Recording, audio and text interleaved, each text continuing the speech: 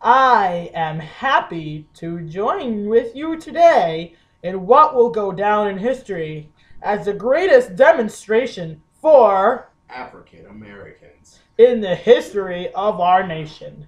50 years ago, a great African American in whose symbolic shadow we stand signed the Emancipational Proclamation.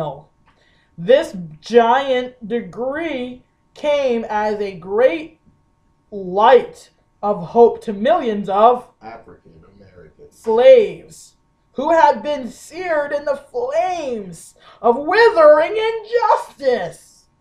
It came as a joyous daybreak to end all.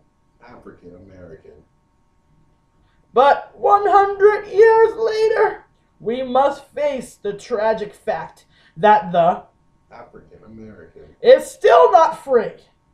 100 years later, the life of the African American is still sadly crippled by the hands of segregation and Kool-Aid and white people in the chains of discrimination.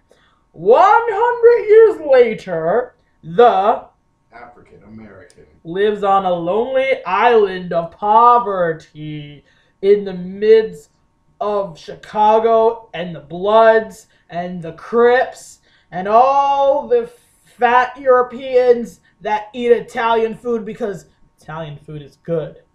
Everyone loves Italian food, don't they? Even those. African Americans The African American is still suffering in the corners of American society and finds himself in exile in his own land.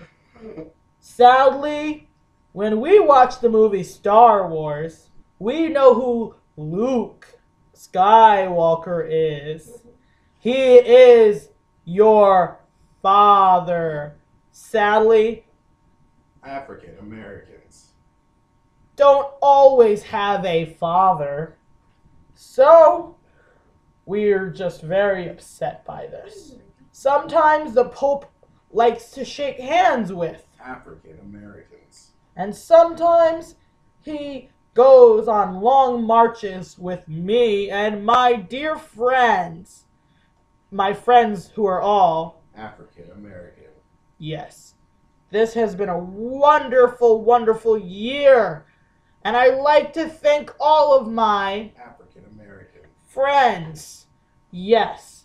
Thank you for supplying me with great basketball and great poorness and great Kool-Aid.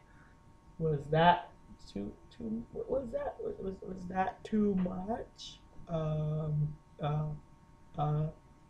I love those. African Americans